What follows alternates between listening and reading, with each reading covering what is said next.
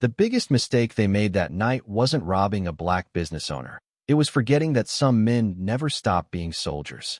Rain hammered against the windows of Hayes' precision watches like tiny bullets from the sky, turning the empty Atlanta street outside into a blur of neon reflections and moving shadows. The clock above the register read 11:43 p.m. Most businesses along Auburn Avenue had already gone dark an hour ago, but Marcus Hayes was still inside, carefully locking a tray of restored vintage watches into a velvet-lined case beneath the counter. The soft jazz playing through the speakers mixed with the low rumble of thunder outside, creating the kind of silence that only lonely cities knew after midnight. Marcus moved with calm precision, the same way he handled everything in life. At 46 years old, he carried himself like a man who had learned long ago that real strength never needed to announce itself. Tall, broad-shouldered, dressed in a charcoal button-up with the sleeves rolled neatly to his elbows, he looked more like a retired athlete than the owner of a small watch repair store tucked between a liquor shop and a tax office. A faint scar ran across the side of his neck, barely visible beneath the warm light hanging over the workbench. Most people never noticed it. Marcus preferred it that way. He reached beneath the counter and pulled out a small black case, no bigger than a paperback novel. For a moment, his expression changed. Not fear, not sadness, something quieter, older. Inside the case sat a silver military watch scratched from years of wear, its glass cracked near the edge. He stared at it for several seconds before gently brushing his thumb across the faded engraving on the back. Then headlights flashed through the front windows. Marcus slowly looked up. A police cruiser rolled to a stop outside the store, its bright spotlight washing across the glass like a search beam. Another cruiser parked behind it seconds later. The atmosphere inside the shop shifted instantly. You could feel it, like the air itself had tightened. Marcus calmly closed the black case and slid it beneath the counter just as the front door burst open hard enough to rattle the hanging bell overhead. Two white officers stepped inside, dripping rainwater onto the polished floor. Officer Brent Calloway entered first, tall and thick around the chest with tired eyes and the swagger of a man too comfortable wearing authority. Behind him came Officer Travis Reed, younger, leaner, chewing gum loudly while scanning the shelves with open suspicion. Neither man greeted Marcus. Neither smiled. Calloway removed his wet gloves slowly while looking around the store. "Pretty expensive place for this neighborhood," he muttered. Marcus stayed behind the counter, his voice calm. "Stores closed, officers." Reed snorted softly while tapping his flashlight against a glass display. "Funny thing about that," he said. "We got a report about stolen merchandise moving through this block." Marcus nodded once. "Then you should probably find whoever called it in." For a second, nobody moved. Thunder rolled outside again. Calloway stepped closer to the counter, his heavy boots echoing through the quiet store. "You always talk smart to cops?" he asked coldly. Marcus met his eyes without blinking. "Only when they walk into my business acting like they already made up their minds." The younger officer laughed under his breath. "Here we go." Outside, rainwater rushed along the curb as another flash of lightning illuminated the empty street. Inside the store, the tension thickened so heavily it felt impossible to breathe around it. And somewhere beneath the counter, hidden inside that old black case, rested a past neither officer was prepared to uncover. Officer Brent Calloway slowly removed his flashlight from his belt and swept the beam across the shelves of luxury watches lined neatly along the walls. The white light reflected off polished glass and silver frames, scattering sharp flashes through the dim shop like tiny sparks. Outside, rain pounded harder against the windows, and somewhere down the street a siren wailed before disappearing into the storm. Marcus Hayes remained still behind the counter, his hands resting calmly on the wood surface as if none of this surprised him. But beneath that calm expression, his eyes tracked every movement inside the room with quiet precision. Travis Reed wandered farther into the store, running his fingers along a display case before leaning down to inspect a tray of expensive timepieces. "Man," he muttered, chewing loudly. "This stuff costs more than my car payment." Calloway smirked without looking at him. "Funny how people suddenly get rich around here." Marcus finally spoke, his voice low and controlled. "I built this place over 15 years. Every receipt is documented. Every item is insured."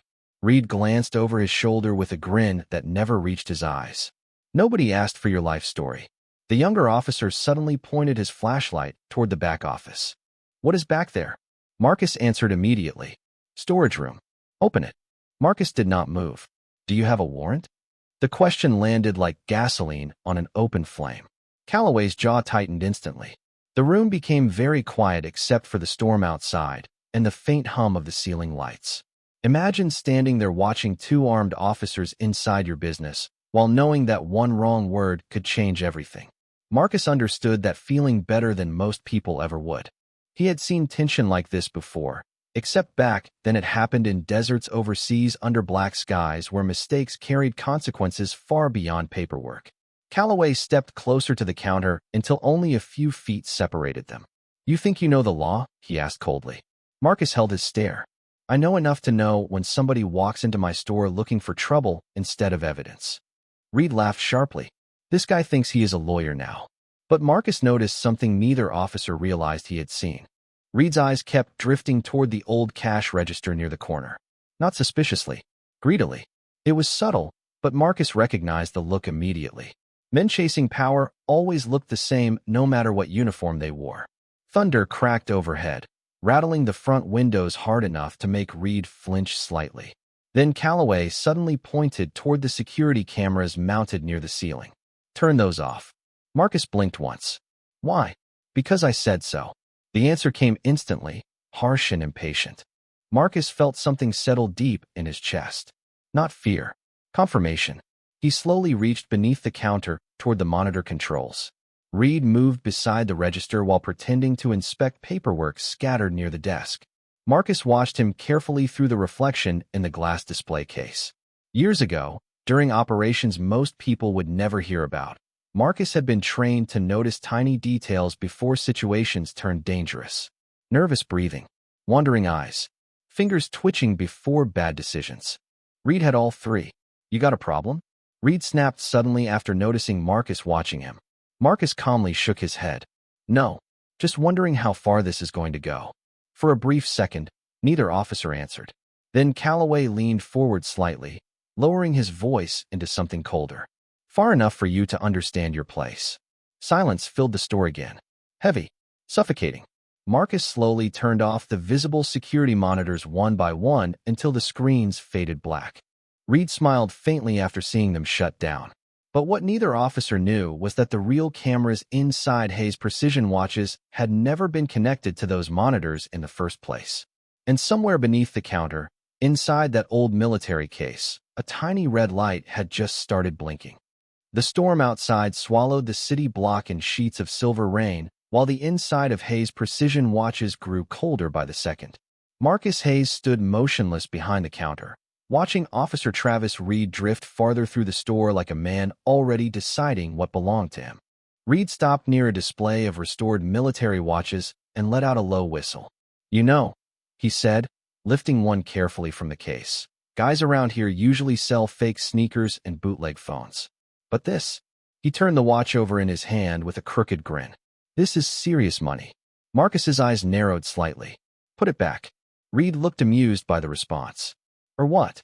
The question hung in the air while rainwater slid slowly down the front windows behind them. Marcus could hear the old pipes in the ceiling creaking softly above the jazz music still drifting through the speakers. Every detail around him felt sharper now. The smell of wet leather from the officers' jackets. The faint static from Calloway's radio. The nervous tapping of Reed's fingers against the glass counter. People always revealed themselves when they thought nobody could stop them. Calloway suddenly stepped toward the register and opened a drawer without permission. That all the cash you got tonight? He asked while flipping through bills. Marcus kept his voice calm. You are standing inside a licensed business. Everything here is documented. Calloway chuckled quietly. That word again. Documented. He looked around the shop slowly before lowering his voice. You know how many places like this we shut down every year? Marcus answered immediately. Not enough if you were still walking around. Reed burst out laughing at that one, but Calloway did not smile. His face hardened instantly. Careful, he warned. You are getting real comfortable talking back. Marcus said nothing. Instead, his attention shifted briefly toward the old black case beneath the counter. Hidden inside was more than a broken military watch. Much more. But the officers were too busy feeding their own arrogance to notice how calm Marcus truly was. Most men in his position would have been nervous by now. Angry. Desperate. Marcus looked neither. That should have scared them. Reed suddenly walked behind the counter without asking permission and started opening drawers. Papers slid onto the floor. Receipts scattered near Marcus's feet. "What are you doing?" Marcus asked. "Police business," Reed replied carelessly. He pulled out a velvet pouch containing several luxury watches waiting for pickup and held it up toward Calloway. "Look at this. Couple $1,000 easy." Calloway glanced at Marcus. Funny how a neighborhood watch guy suddenly owns inventory like this. Marcus slowly folded his arms. "My clients include judges, athletes, military officers, and half the businessmen in Buckhead." Reed smirked. "Sure they do." Then his flashlight beam landed on a framed photograph sitting near the workbench. A younger Marcus stood beside several soldiers wearing desert uniforms beneath the bright sun somewhere overseas. Their faces were dusty, exhausted, focused. Reed picked up the frame. "What is this supposed to be?" Marcus answered quietly. "My old team." Calloway barely looked at it before scoffing. "Everybody got a fake war story these days." Reed laughed again before tossing the frame carelessly back onto the counter. The glass cracked sharply on impact. For the first time all night, something changed in Marcus's face. It was small, almost invisible, but it was there. The warmth disappeared from his eyes completely. Imagine watching strangers walk into your life and disrespect pieces of a past they could never survive themselves. Imagine staying calm anyway. Marcus took a slow breath through his nose and stared at the broken photograph. Reed noticed the shift immediately. "What?" he asked with a grin. "That picture important to you?" Marcus lifted his eyes slowly toward him. His voice came out low and steady. "More important than you realize." Then somewhere outside beyond the storm and thunder, headlights suddenly turned onto Auburn Avenue and began moving toward the store. The headlights outside cut through the rain like pale knives sliding across the flooded street. And for a moment the reflection of those beams stretched across the shop floor beneath the officer's boots. Travis Reed turned toward the window first. "You expecting somebody?" he asked casually, though something uncertain had crept into his voice. Marcus Hayes did not answer immediately. He simply looked past them toward the storm outside, his expression unreadable beneath the soft glow hanging above the counter. 3 black SUVs rolled slowly down Auburn Avenue before stopping across the street near the dark sidewalk. Their engines remained running. No sirens. No flashing lights. Just silence. Heavy silence. Calloway narrowed his eyes. "Friends of yours?" Marcus finally looked back at him. "You still have time to walk away from this." Reed laughed nervously while stuffing his hands into his jacket pockets. "Listen to this guy. He thinks he is intimidating us now." But Calloway noticed something Reed did not. Marcus was not bluffing. Men who bluff usually overtalk. They raise their voices. They posture. Marcus Hayes had done none of that all night. If anything, he had grown calmer the worse things became. And somehow that felt wrong. Very wrong. Rainwater slid slowly down the front glass, while the dark SUVs idled outside like patient shadows waiting for something to finish. Reed suddenly grabbed another watch from the display tray and examined it beneath his flashlight. "This one probably costs what?" he muttered. $5,000. Marcus answered quietly. "Closer to 12. Reed whistled softly. "Damn." Then he looked toward Calloway with a grin that carried dangerous temptation behind it. "You know what is funny? Nobody would ever know if a few pieces went missing from a place like this." Marcus stared directly at him. "Except me." Reed shrugged carelessly. "And who exactly is going to believe you?" That question lingered in the air longer than either officer expected. Marcus slowly stepped around the counter for the first time that night, his movements steady and controlled. Neither officer realized how tall he actually was until he stood fully upright beneath the hanging lights. 6'4", broad shoulders, straight posture. Not intimidating because he tried to be. Intimidating because life had shaped him into something difficult to break. Reed instinctively took half a step backward before catching himself. Marcus noticed. So did Calloway. "You know what your problem is?" Calloway asked suddenly, trying to reclaim control of the room.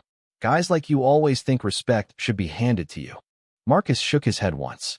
"No. Men like me understand the difference between respect and fear." Outside, one of the SUV doors opened briefly before closing again. Reed glanced nervously toward the street. What is going on? Marcus ignored the question. His eyes settled instead on the cracked photograph lying on the counter. Rain thundered overhead, while the jazz music finally faded into static from the old speakers. You broke something important tonight, Marcus said quietly. Reed rolled his eyes. It is a picture frame. No, Marcus replied. It was a memory. Calloway scoffed impatiently. Enough with the dramatic speeches.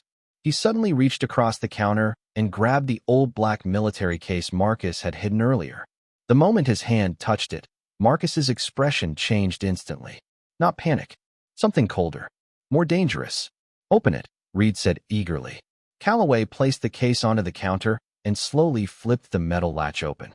The room became completely silent except for rain hammering the roof overhead. Inside the case rested the cracked silver military watch, several old service patches, and a faded photograph of Marcus standing beside armed soldiers in desert uniforms beneath an American flag. But that was not what made Calloway freeze. It was the identification card resting underneath them. Thick black lettering stamped across the card read United States Special Operations Command. Beneath it was a younger version of Marcus Hayes wearing military fatigues and staring directly into the camera with the same calm eyes he carried now. Reed leaned closer, confused. What the hell is Delta Force? Marcus slowly lifted his eyes toward them both. The kind of unit people like you pray never knocks on your door. Then from outside the store came the sound of multiple car doors opening at once. The sound outside was not chaotic. That was what made it unsettling. No shouting. No sirens. Just the synchronized slam of heavy car doors closing one after another beneath the rain. Officer Travis Reed stared toward the front windows, his earlier confidence draining from his face inch by inch. Across the street, dark figures stepped out from the black SUVs wearing long coats and moving with the kind of calm discipline that instantly changed the atmosphere around them. Calloway slowly lowered the military identification card back into the case, but his hands no longer looked steady. This some kind of joke, he muttered. Marcus Hayes remained still beside the counter, his eyes locked on the officers in front of him. Do I look like I joke about things like this? Reed swallowed hard while glancing between Marcus and the approaching vehicles outside. Delta Force is not even real, he said quietly, almost to himself. Marcus finally allowed the faintest trace of emotion into his expression. Not amusement. Disappointment. That is exactly why it survives.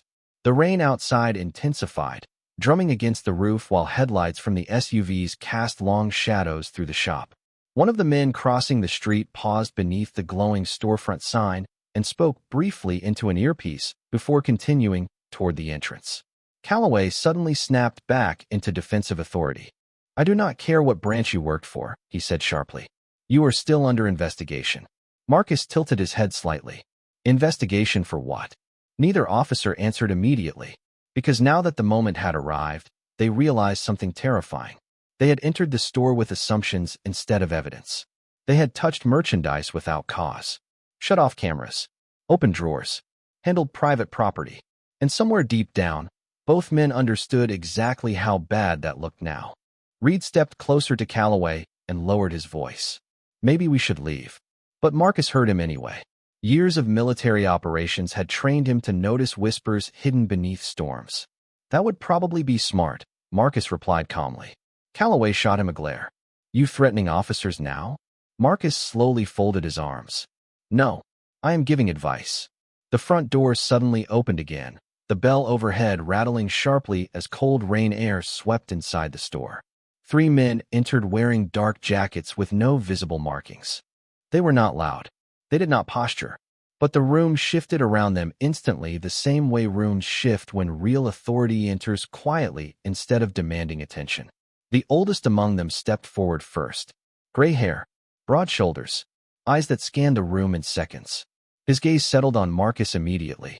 Commander Hayes. Marcus nodded once. Colonel Brooks. Reed's face went pale. Calloway tried to recover his composure. Who exactly are you people? Colonel Brooks finally turned toward the officers, his expression unreadable.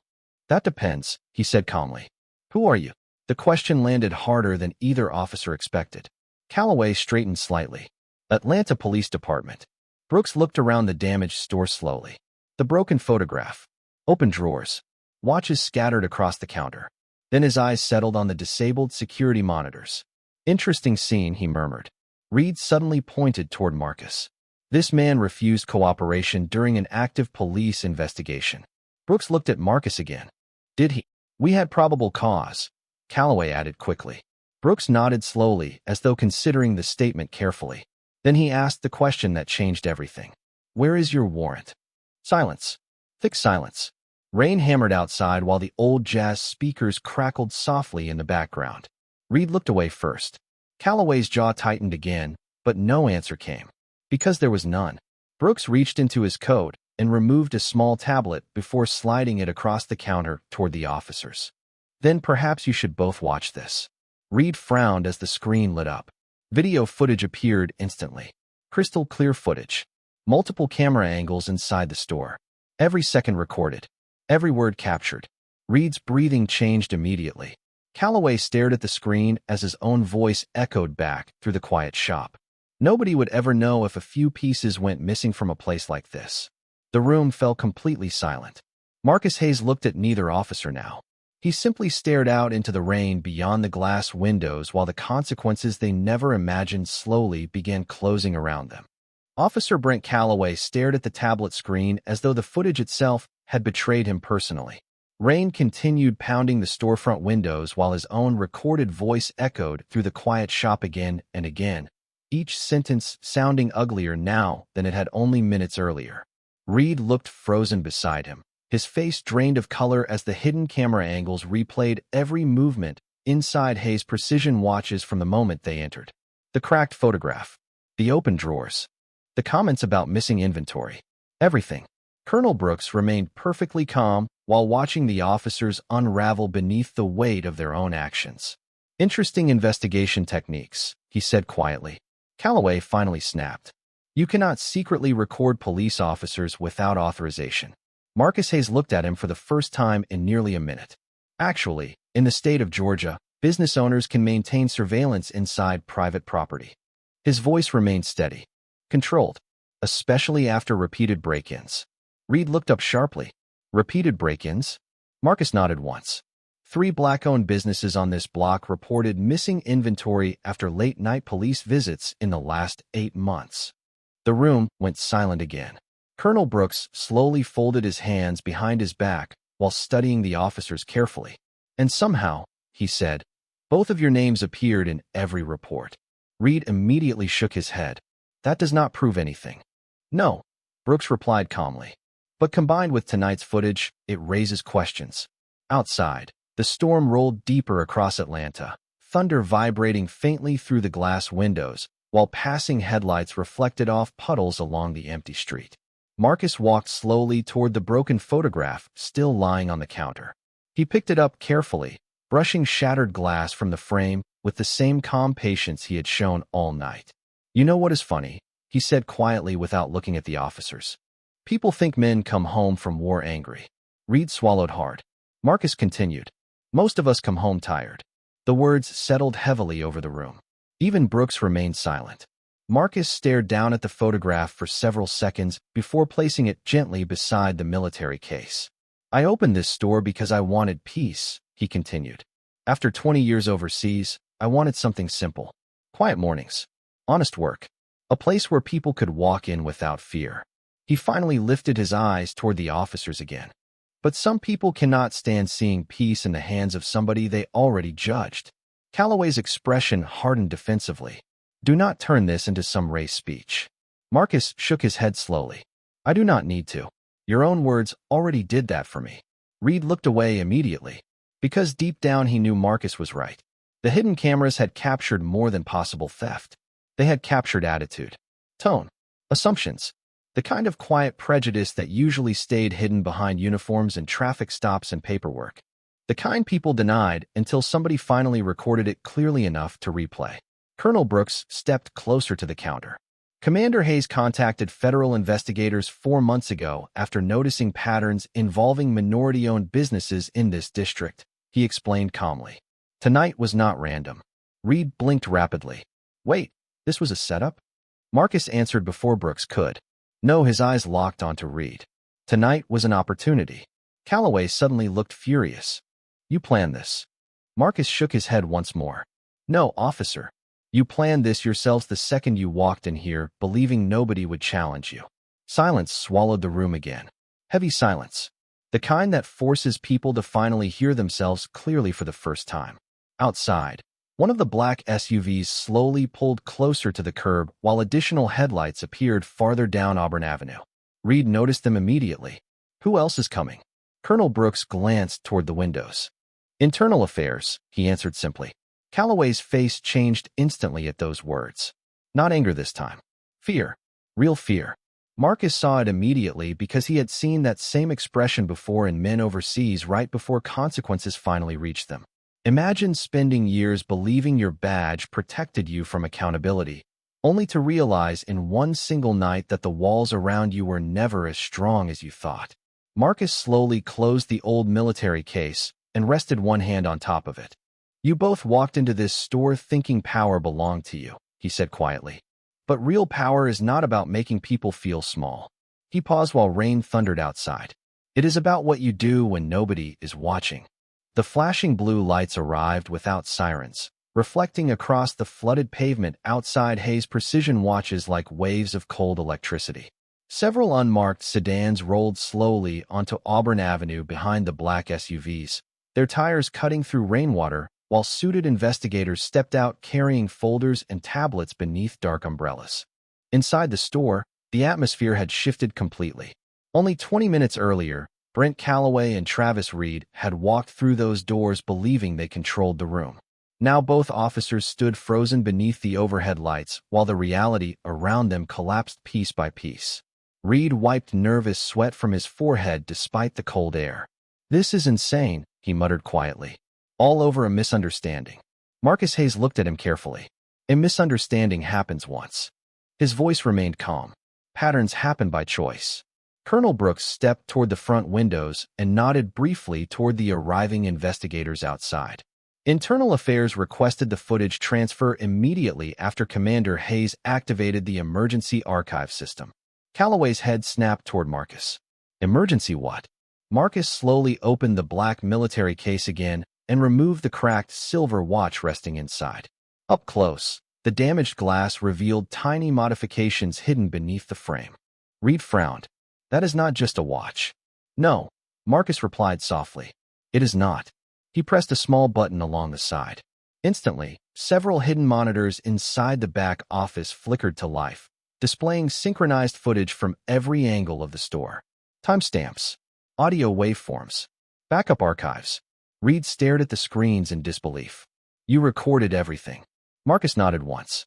After the third business owner came to me describing officers entering stores without warrants, I stopped trusting luck. The words settled heavily over the room. Outside, investigators crossed the street carrying evidence bags and electronic equipment while rain continued hammering the city block. One woman in a gray federal jacket entered the store and immediately approached Colonel Brooks. We pulled previous complaint reports, she said quietly. There are 7 additional businesses connected to the same patrol route. Calloway's face tightened instantly. Those complaints were dismissed. The woman looked at him coldly. Until tonight. Imagine believing every complaint against you disappears forever because nobody important is listening. Then imagine the moment someone finally does. Marcus understood that silence better than anyone in the room. For years he had watched business owners stay quiet because they feared retaliation. Some were immigrants. Some had families depending on small stores barely surviving month to month. Most believed reporting abuse would only make things worse. Marcus remembered every conversation, every exhausted expression, every person who said the same thing in different words. Nobody ever listens to people like us.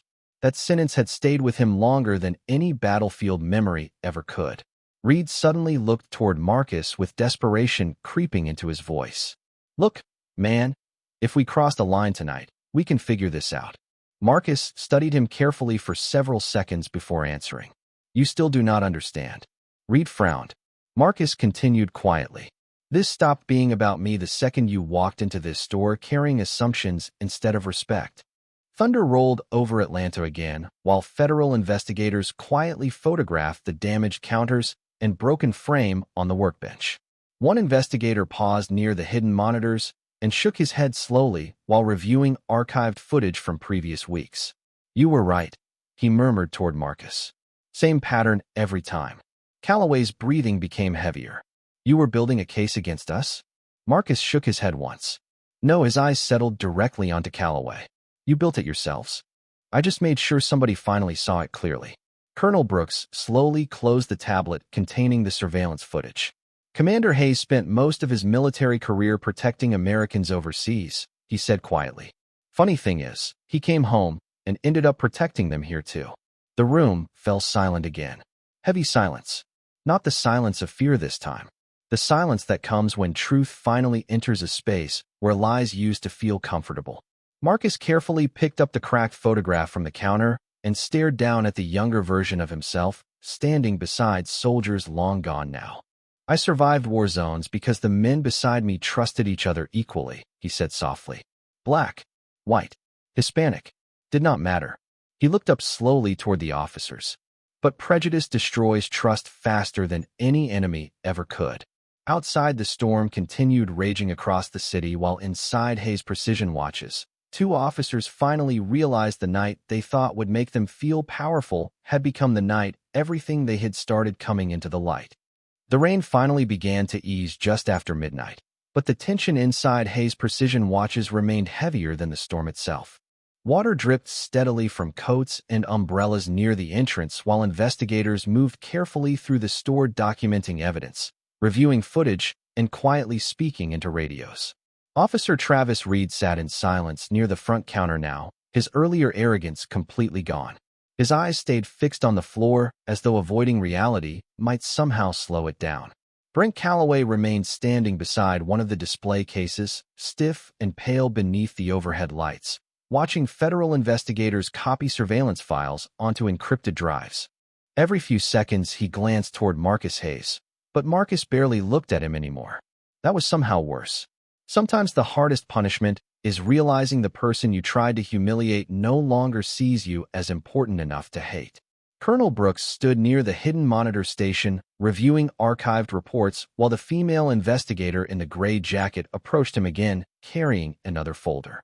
"We confirmed 3 additional incidents connected to their patrol activity," she said quietly. "Same approach every time. Late-night visits. No warrants.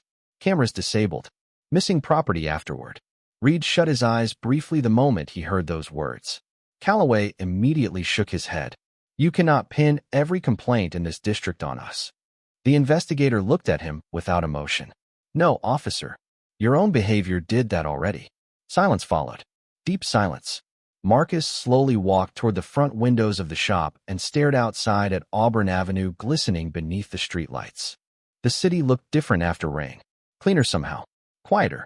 But Marcus knew storms never truly disappeared. They only moved to different places. Imagine spending your entire life trying to prove you belong somewhere only to realize some people decided your value before you ever spoke a single word. Marcus had learned that lesson long before tonight. He learned it as a young recruit walking into military briefings where people questioned whether he belonged in the room. He learned it overseas while earning respect through actions instead of assumptions. And he learned it again after returning home, when some people saw his skin before they saw his service. Behind him, Reed finally spoke again, his voice smaller now. "Why did you stay calm the whole time?" Marcus did not turn around immediately. "Because anger was exactly what you expected from me." Reed lowered his eyes again. Marcus continued quietly while staring out into the wet city street. "You walked in here already convinced you knew who I was." Calloway scoffed bitterly. "And what exactly are we supposed to think when we see places like this?" The moment the words left his mouth, the room became still again. Even the investigators stopped moving for a second. Because there it was. The truth underneath everything. Raw. Unfiltered. Marcus slowly turned toward him. "Places like this?" he repeated calmly. Calloway realized too late what he had revealed. But it was already hanging in the air for everyone to hear. The assumptions. The prejudice. The belief that success looked suspicious when it came from certain people. Marcus stepped closer, his voice remaining calm enough to make every word hit harder. "You saw a successful black business owner and decided there had to be something criminal behind it." Neither officer answered. They could not, because every hidden camera in the store had already answered for them.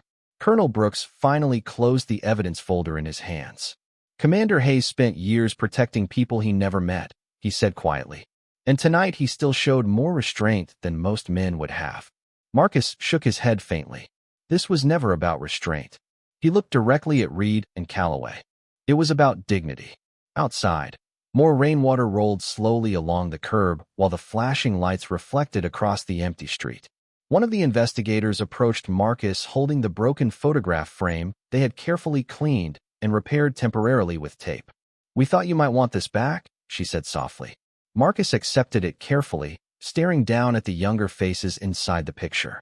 Men who had trusted each other with their lives regardless of race, rank, or background. Men who understood that survival depended on unity, not prejudice. Marcus brushed his thumb gently across the cracked glass before lifting his eyes toward the officers one final time. "You know the saddest part?" he said quietly. "The enemies overseas never hated me as much as some people in my own country do." Nobody in the room had an answer for that. By 1:30 in the morning, the storm had finally passed over Atlanta, leaving Auburn Avenue soaked beneath pale streetlights and drifting mist rising from the pavement. Hayes' precision watches no longer felt like a crime scene.